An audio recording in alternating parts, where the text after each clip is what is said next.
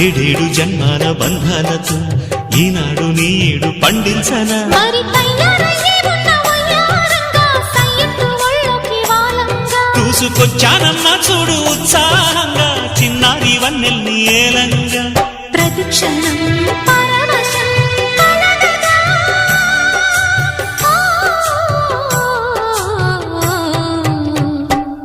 మనసా